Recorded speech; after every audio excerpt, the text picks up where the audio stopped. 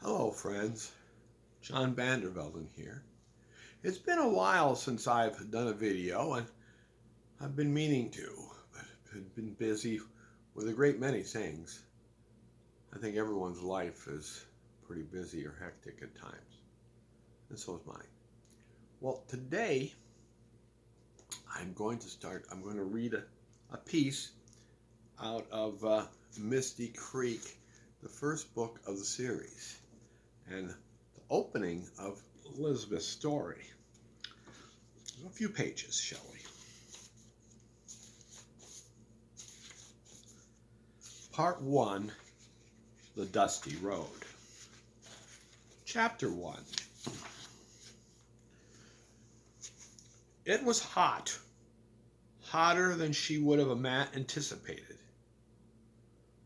For the place Elizabeth found herself was far different than the image she had created in her mind's eye the weeks and months since she agreed to this adventure. From the seat of the freight wagon, she scanned the gently undulating, nearly table-flat landscape of sunburned, waist-high grass swaying in the breeze.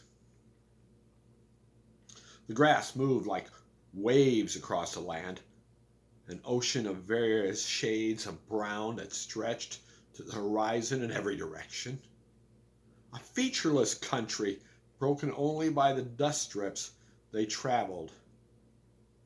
A land dried up and dead. What, she thought, drove those that came to this place?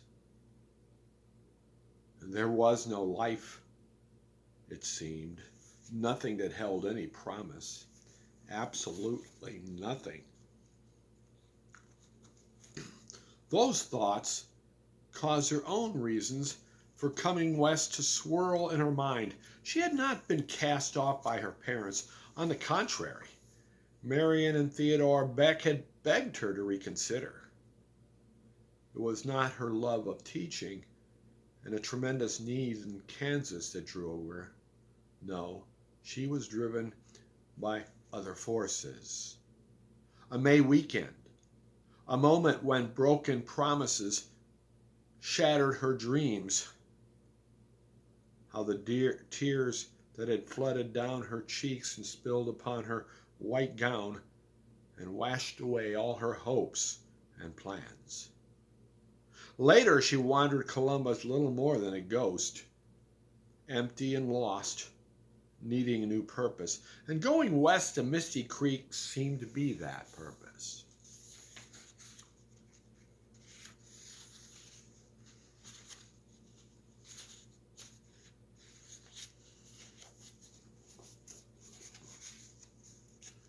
She considered the months since she had announced her plans.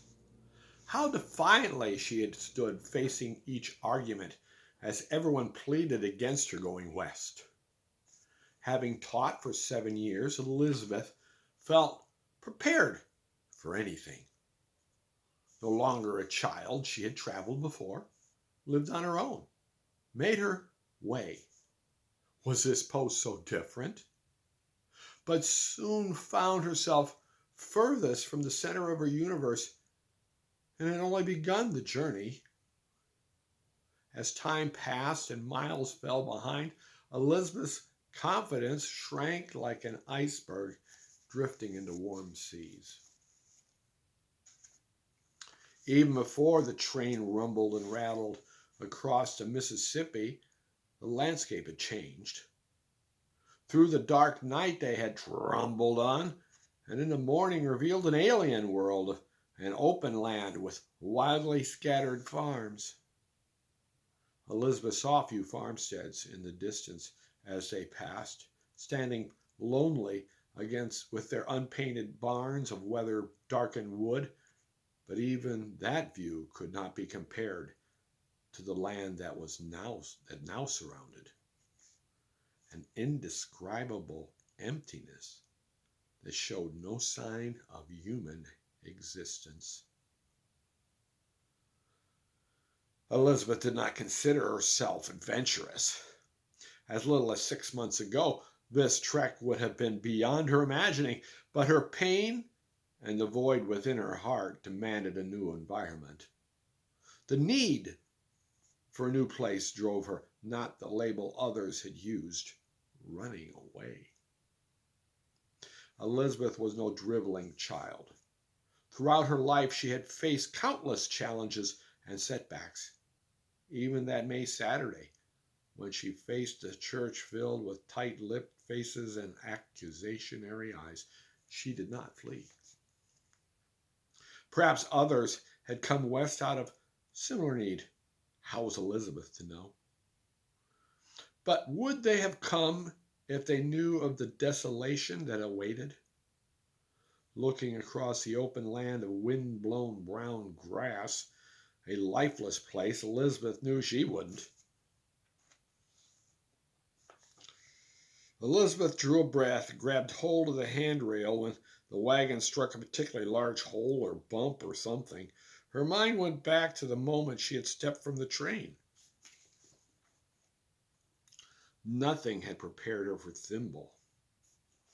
Elizabeth felt the last of her resolve abandoned as she stood on the station's landing at the edge of the place, for she could scarcely call a few clapboard buildings and a dirt street a town. When she scanned the leathery faces of those nearby, it took the last of her courage not to turn around, board the train, surrender, and return home. At that moment, her father's words came to mind, "Take care, my daughter. There are dangers for a woman traveling alone." Elizabeth had given her silent prayer as she scanned those around her, wondering at the wisdom of her actions. Returning to the present, she looked to her right, for beside her, with reins in worn dark leather gloved hands, sat Reverend Benjamin Smith. Elizabeth remembered the letter of instruction that she had received from Misty Creek Board of Education. It comforted her to learn that the pastor would meet her at the train, the rail's end, for that's what it was, literally the end of the line. Elizabeth was familiar with trains. There were many rail lines where she came from, Ohio, but she had never ever considered that a railroad would just end somewhere. Didn't trains go on and on? Perhaps when Elizabeth arrived, she had looked for the parson, a dark suit, perhaps, a collar or a tie in the very least, but none were to be found. To be honest, she was concerned, coming all that way and alone to a strange place, the very end of civilization, that is, if you could consider a rail line a symbol of such things, and no preacher in sight. Now, excuse me, how the Reverend picked her out, Elizabeth had no certainty, but striding toward her was this cowboy, a tall man, much younger than she had expected, dressed in dungarees, a faded light blue shirt, boots, a wide-brimmed hat, which he immediately removed. The man's skin was weathered, tanned from the sun, a sun that was much more intense than she had expected. When he offered his hand, it was hard and rough, very unpreacher-like. But Reverend Smith's eyes, bright and deep, a very blue, surprised her as well. Elizabeth considered those to be the eyes of one of fair skin. She felt certain anyone of such rough appearance would likely need serious dental care, with missing teeth perhaps, and certainly dark stains on whatever enamel might remain. But Reverend Smith's smile revealed only bright teeth, all of them. The pastor's smile seemed such a contrast to the apparent hooligan whose hand she had shaken. Elizabeth's expression must have shown her concern even fear, for the pastor did his best, much more than she might have expected, to verify that he was indeed who he claimed to be. Yet she was certain he was the most unpastor pastor that ever existed. His voice was strong and very clear, his language most unfrontier, if the men she had heard on the train ride were any indication. Yes, by the time he had taken her back to the hotel, Elizabeth could almost imagine that he was a cowboy preacher or something to that effect. Later, they had met for supper in the hotel's restaurant. Reverend Smith had changed his clothes, though there was little difference. If one had not taken the time to notice the pattern of his shirt, one would think he simply removed them to put them on again. The meal was good, actually as good as she had eaten, which surprised her as well. The following day they had met for an early breakfast again. The food was pleasant, for he, the pastor, or whatever he was, needed an early start.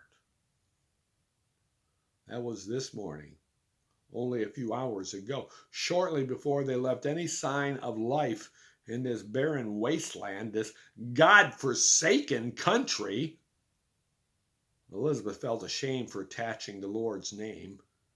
It was not her way to take it in vain, not even in her thoughts. Elizabeth had not spoken but a couple dozen words. The pastor, and with the passing of time, it continued to become more likely he actually was one, spoke a great deal. Reverend Smith also broke the noise of the lumbering wagon by whistling, loudly to be sure, and on occasions would burst to song, a hymn, though not always a familiar one. So the morning had passed, and it grew hot. "You'll find the sun's pretty bright," the pastor said, as he removed his hat and wiped his brow with the back of his hand. "It'll be getting hotter." Hotter? Elizabeth couldn't imagine. "You've picked such a dark color. This is no place to wear black." It was not black. The dress was blue. "That dress may not have been your wisest choice." The pastor had mentioned this before they left Thimble and offered to wait while she changed into something of lighter color and perhaps lighter weight. Elizabeth had instructed the man, for that was what she did, being a teacher, that she would be fine. However, it was not yet midday, and Elizabeth was not certain that fine was a proper description of her condition. The road, calling it that, would in the least be an exaggeration, for it was just two strips of dust stretching, wandering in the general direction west, she thought. Seemed to go on and on over the gently rolling land. How many hours they had lumbered on she could not know, when at last they came to a stop. Elizabeth hoped they neared their destination. "We will stop," Ben informed her. "The horses will need a bit of rest," which of course they did, pulling a wagon loaded to the hearth with crates and large burlap bags, and her trunk and a carpet bag as well. Reverend Smith jumped off the wagon sprier than Elizabeth would have expected, and much more so than she thought she would be, and offered her hand to help her down. He was indeed a gentleman. The teacher felt stiff and found moving about, though difficult, returned circulation to areas she would not discuss with any man, particularly with a pastor. A wind blew. She'd noticed it all morning, a dry wind across a dry land. Elizabeth watched as Ben gave water to the tired beast. He gently stroked the animals as he spoke to them, and though his voice was louder than needed, the tone quieter than the booming hymn singer that had ridden beside her. You should let your hair down, Ben said. I beg your pardon? Her sharp response. Your hair! You have it bound up so, schoolmarm. You'll be cooler if you let it fall loose. I'll do nothing of the kind, and you know very well, Pastor Smith, if indeed you are a pastor. I am a schoolmarm, as you aptly put it. Yes, yes, I know, I meant nothing by it, didn't intend to offend, but you have, and most inappropriately, I might add. Yes, Elizabeth was angry, very angry. She had very nearly abandoned this adventure to return to where things were normal, for certainly there was nothing normal here. Yes, after this preacher had escorted her to the hotel yesterday evening, when Elizabeth had seen things as they were, she returned to the station to book passage home. But while she had waited for the gentleman at the window, she wondered what others might think. She remembered Mitchell Docherty's words, "You'll be back in a couple of weeks." Mitchell grew up right next door and had been a constant thorn in her side. She'd always considered the neighbor more than a bit too outspoken. Perhaps it was pride that caused her to turn away from the thin ticket clerk with the graying mustache and the balding head who asked if he could help her. However, this morning, here in the absolute middle of nowhere, the teacher regretted that decision. And that is where we're going to stop today at 16 minutes and change. And I hope you enjoyed the opening few pages of Misty Creek. And I will be trying to post something again soon, and we will pick up from where she left off. Thank you, and I do appreciate those who have watched my videos, who appreciate, or those that enjoy the book series. I'll let you know that I'm still working on the 4th book of the series. I'm getting closer. And I'll keep you informed.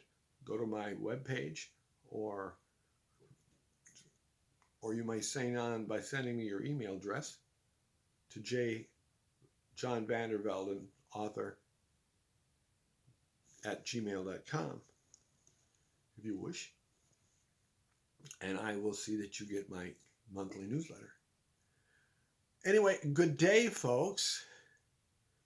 It's my hope that you have a very good day, and take care.